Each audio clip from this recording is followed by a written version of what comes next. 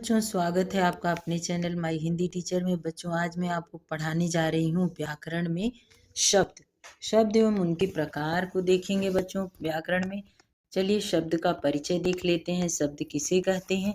शब्दों वर्णों के सार्थक समूह, वर्ण यानी अक्षर, वर्णों के सार्थक समूह को शब्द कहते हैं। शब्द वह ध्वनि समूह होता है जो किसी अर्थ को प्रकट करता है।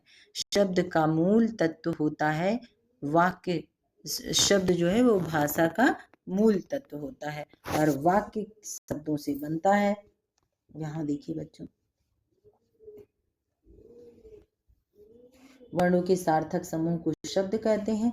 शब्द वह ध्वनि समूह होता है जो किसी अर्थ को प्रकट करता है।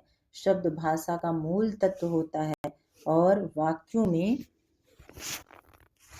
वाक्य शब्दों से बनता है। ये देखिए, वाक्य शब्दों से बनता है। अब छोटे छोटे शब्द हैं, पहले तो अक्षर बनते हैं, जैसे क एक वर्ण हो गया। अब इससे हम एक शब्द बनाएंगे, क म ल। ये हो गया बच्चों वर्ण, ये हो गया शब्द। अब इससे हम वाक्य बनाते हैं। यह एक कमल है। यह बन गया आपका वाक्य। तो इसका मतलब ये हुआ कि पहले हम अक्षर लेते हैं, अक्षर को वर्ण कहते हैं, वर्ण से हम शब्द बनाते हैं। पहले हम एक अक्षर लेते हैं, फिर उसके बाद हम इसे शब्द बनाते हैं इसको, फिर उसके बाद शब्दों से हम क्या बनाते हैं? वाक्य बनाते हैं। ये आपको समझना बहुत जरूरी है कि सबसे पहले हम किसका प्रयोग करते हैं। सबसे पहले वर्णों का यानी अक्षरों का प्रयोग करते हैं, उसके बाद हम शब्दों का प्रयोग करते हैं और उसी शब्द से फिर हम एक वाक्य बनाते हैं। देखिए, शब्द का मूल तत्व होता है और भाषा शब्द का मूल तत्व होता है। अगर हमारे पास भाषा ही नहीं होगी, शब्द ही नहीं होंगे, तो हम भाषा का प्रयोग कैसे करेंगे? तो वाक्य शब्दों से बनता है। अब कैसे शब्दों से बनता है? जैसे ईंटों से दीवार, यानी एक एक ईंट जोड़ करके जैसे हम दीवार बनाते हैं, उसी तरह से एक एक अक्षर से शब्द बनाते हैं और शब्दों से फिर वाक्य बनाते हैं। चलिए देखते हैं शब्दों के कितने प्रकार हैं। देखिए बच्चों, यहाँ पर शब्दों के 4 प्रकार दिए गए हैं। शब्दों के 4 प्रकार हैं। चारों आधार पर हम इनका वर्गीकरण करते हैं। पहला है उत्पत्ति के आधार पर शब्द का वर्गीकरण और परिभाषा। चलिए देखते हैं तत्सम किसे कहते हैं। ये देखिए, तत्सम शब्द है। तत्सम वे ऐसे शब्द जो संस्कृत से हिंदी में अपने मूल रूप में आए हैं, उन्हें तत्सम शब्द कहते हैं। जैसे अग्नि, सूर्य, मित्र, ये जो सारे शब्द हैं, ये कहाँ से आए हैं बच्चों? संस्कृत से आए हैं और अपने मूल रूप में संस्कृत में हिंदी में प्रयोग होते हैं। जैसे अग्नि, सूर्य, मित्र, कर्ण, दंत, दुग्ध, बहुत सारे ऐसे हैं, नेत्र, ये सारे शब्द जो हैं आपके तत्सम शब्द हैं। गांव को ग्राम कहते हैं तत्सम में, और तांबा को ताम्र कहते हैं, पोता को पौत्र कहते हैं। तो ऐसे बहुत सारे शब्द हैं जो तत्सम शब्द संस्कृत से आए हैं। और यहाँ देखिए, तद्भव शब्द किसे कहते हैं? संस्कृत के जो शब्द अपने बदले हुए रूप में हिंदी में प्रयोग होते हैं, उन्हें क्या कहते हैं? तद्भव शब्द कहते हैं।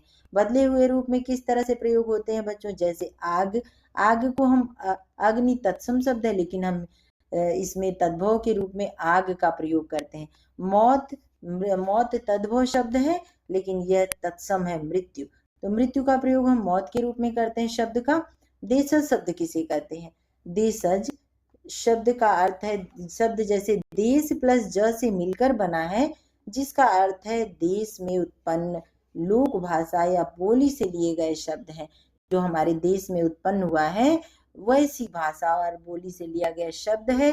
जैसे लोटा, चप्पल, उछलना, पक्का, ये सारे शब्द हमारे हो गए देशज शब्द। अब विदेशी भाषा के कौन से शब्द हैं? विदेशी भाषाओं से हिंदी में आए शब्द जो हिंदी में प्रयोग होते हैं, उन्हें विदेशज शब्द कहते हैं। जैसे किताब अरबी शब्द है, लेकिन हिंदी में हम लोग किताब ही पढ़ते हैं कि किताब निकालो, किताब पढ़ो, चलो किताब पढ़ते हैं। तो ये किताब शब्द हम प्रयोग करते हैं, लेकिन वो कौन सा शब्द है? अरबी भाषा का शब्द है, विदेशी भाषा से आया है। स्कूल, स्कूल शब्द को हम लोग प्रयोग करते हैं, कहते हैं मैं स्कूल जा रहा हूँ, मैं पढ़ने जा रहा हूँ, मैं स्कूल में मेरा दोस्त है, मुझे ये पढ़ना है, मेरे स्कूल का यह नाम है। तो आप इन शब्दों को प्रयोग तो करते हैं, लेकिन आपको पता नहीं चलता है स्कूल अंग्रेजी भाषा का शब्द है। ऐसे ही पेन, आप पेन यूज करते हैं तो पेन को कहते हैं कलम, पेन भी अंग्रेजी भाषा का शब्द है। ये सारे शब्द आपके विदेशी शब्द हैं। अब रचना के आधार पर देखते हैं कि रचना के आधार पर शब्द कैसे प्रयोग करते हैं। तो मूल शब्द है रूढ़ शब्द, जो अपने आप में पूर्ण अर्थ रखते हैं उन्हें कहते हैं मूल शब्द यानी रूढ़ शब्द। कैसे? जैसे जल, प्रेम, घर, इन शब्दों का अपने आप में पूर्ण अर्थ है। जल मतलब पानी होता है, प्रेम मतलब प्यार होता है, घर मतलब घर, रहने के लिए हमारे जो घर होती है, भवन होता है, उसको कहते हैं घर। अब देखिए यौगिक शब्द क्या है। यौगिक शब्द है एक से अधिक शब्दों या शब्दांशों के योग से बने। यौगिक मतलब जोड़ करके बनाए जाते हैं। एक एक से अधिक शब्दों या शब्दांशों के योग से बने हो, जिनके खंड सार्थक हो, उन्हें यौगिक शब्द कहते हैं। जैसे जलपान, मातृभूमि, अवगुण, देखिए यहाँ पर जोड़ करके बनाया गया है शब्द अवगुण।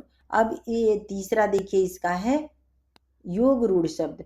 दो शब्द मिलकर नया शब्द बनाते हैं। योग मतलब जोड़ना, जिनका अर्थ विशेष हो जाता है। जैसे क्या विशेष अर्थ होता है? जैसे त्रि प्लस नेत्र, त्रि मतलब होता है बच्चों तीन, और नेत्र मतलब आंख, तीन आंखों वाले, अर्थात भगवान शिव। अगला है गिरि प्लस धर। गिरि मतलब पर्वत, धर मतलब धारण करने वाले, यानी पर्वत को जो धारण करता है उसको कहते हैं गिरिधर। गिरिधर अर्थात गिरि को धारण करने वाले, अर्थात भगवान श्री कृष्ण। अगला है व्याकरण के आधार पर शब्द की क्या परिभाषा है, क्या कितने प्रकार हैं, चलिए इनको भी देख लेते हैं। तो पहला है विकारी शब्द, जिन शब्दों का रूप, लिंग, देखिए यहाँ पर कॉमा रहेगा, रूप, लिंग और वचन और कारक के कारण बदल जाता है। रूप, लिंग और वचन को कारक के कारण बदल जाता है, उन्हें क्या कहते हैं? विकारी शब्द कहते हैं। जैसे लड़का, लड़की, मेरा, मेरी, पढ़ता, पढ़ती, यहाँ बीच में योजक चिन्ह का प्रयोग रहेगा बच्चों। अगला है अविकारी शब्द, जिन शब्दों का रूप, लिंग, वचन और कारक के कारण नहीं बदलता। देखिए विकारी शब्द में रूप, लिंग और वचन कारक के कारण बदल जाता है, और इसमें है अविकारी शब्द में कारक के कारण नहीं बदलता, उन्हें कहते हैं विकारी शब्द। जैसे जल्दी, लेकिन, अरे, वाह, आह, ही, भी, धीरे धीरे, ये सारे अविकारी शब्द हैं। अब विकारी शब्द के कितने भेद हैं बच्चों, देख लेते हैं। विकारी शब्द के भेद हैं 4, संज्ञा, सर्वनाम, विशेषण और क्रिया। ये देखिए क्रिया। अब बच्चों देखिए इसके भी बहुत सारे भाग हैं। संज्ञा के 5 भेद हैं, सर्वनाम के 6 भेद हैं। ऐसे करके हमको सारे सबके भेद को पढ़ेंगे तो बहुत लंबा हो जाएगा, लेकिन संज्ञा, सर्वनाम, विशेषण, क्रिया सब के बारे में एक एक दिन पढ़ेंगे हम लोग। और अविकारी शब्द के भी 5 भेद हैं। कौन कौन से हैं? क्रिया विशेषण है, संबंध बोधक है, और यहाँ देखिए समुच्चय बोधक है, विस्मयादि बोधक और निपात। इतने सारे शब्द हैं जो कि आपके विकारी और अविकारी के शब्दों के आधार पर हैं। अर्थ के आधार पर शब्द किसे कहते हैं? अर्थ के आधार पर जिनसे हम अर्थ को समझते हैं, समानार्थक शब्द। समानार्थक मतलब एक ही शब्द के अर्थ होते हैं। समान अर्थ वाले शब्द को कहते हैं समानार्थी शब्द। तो समानार्थी मतलब पर्यायवाची शब्द, आप जानते हैं, पढ़ते हैं। जैसे आपको बताती हूँ कि पानी का हो गया जल, नीर, तोय, अम्ब, वारी। अब ऐसे ही आपको कमल का पर्यायवाची है जलज, नीरज, तोयज। तो ऐसे ही ढेर सारे, यहाँ पर देखिए सूर्य का पर्यायवाची है रवि, और जल का, पानी का पर्यायवाची है जल और नीर। विपरीतार्थ, समानार्थक मतलब समान अर्थ वाले यानी पर्यायवाची शब्द। एक ही शब्द के जो अर्थ होंगे वो उनके जो मतलब होगा उनका समान होगा। विपरीतार्थक, विपरीत मतलब होता है बच्चों उल्टा शब्द। एक दूसरे के उल्टे अर्थ वाले शब्द विलोम या विपरीतार्थक शब्द कहलाते हैं। जैसे दिन, रात, सुख, दुख। ये हो गए आपके विलोम शब्द। माता पिता, भाई बहन, छोटा बड़ा, ऊंचा नीचा, उल्टा सीधा, अच्छा बुरा, जो भी आप कह सकते हैं, ये सारा हो गया आपका विपरीतार्थक यानी उल्टा। इंग्लिश में कहते हैं अपोजिट वर्ड या एंटोनिम्स कहते हैं। चलिए एकार्थक शब्द देख लेते हैं। एक अर्थ वाले शब्द, जिन जिन शब्दों का अर्थ हर स्थिति में एक ही रहता, हर परिस्थिति में एक ही शब्द जिसका रहता है, उसको कहते हैं एक अर्थ वाले शब्द कहलाते हैं। जैसे गाय, लड़का, नेता। अब लड़का का कोई और अर्थ नहीं होगा, ऐसा नहीं है कि उसका मतलब बदल जाएगा, गाय का मतलब बदल जाएगा, ऐसा नहीं है, जो है सो एक ही है। अनेकार्थी शब्द चौथा नंबर है। अनेकार्थी शब्द यानी शब्द से ही पता चल रहा है कि इस शब्द के अनेक अर्थ हो सकते हैं। जिन शब्दों का अर्थ अलग अलग परिस्थितियों में अलग अलग होता है, अनेकार्थी शब्द कहलाते हैं। जैसे कर। कर का मतलब होता है बच्चों हाथ। कर का मतलब कर का अर्थ स्थिति के अनुसार होगा, हाथ, टैक्स, काम करना, और हाथी का सूंड भी होता है। अब निष्कर्ष में पहुंचते हैं बच्चों की शब्दों का वर्गीकरण जो है वो हमने 4 प्रकार से किया है। तो इन चारों प्रकार के उत्पत्ति के आधार पर शब्द कहाँ से आए, रचना के आधार पर शब्द कैसे बने, व्याकरण के आधार पर शब्द का वाक्य में क्या कार्य है, और अर्थ के आधार पर शब्द का क्या अर्थ होता है, ये सारे हमने यहाँ पर पढ़ा। यहाँ देखिए एक चीज आपको ये दिखा देती हूँ, यहाँ पर 4 होगा बच्चों, ये 4 सही है। शब्दों का वर्गीकरण हमने कर दिया है। 4 यहाँ पर मिस्टेक हो गई है लिखने में।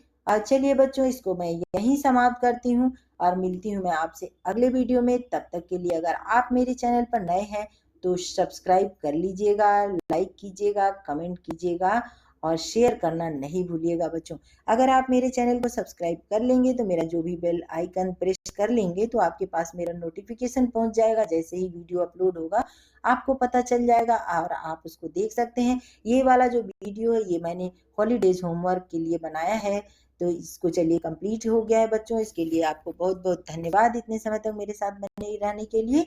और कमेंट करना नहीं भूलिएगा बच्चों, ताकि मेरा मोटिवेशन बढ़े और मैं आपके लिए हर दिन नए नए वीडियो बनाती रहूं। धन्यवाद।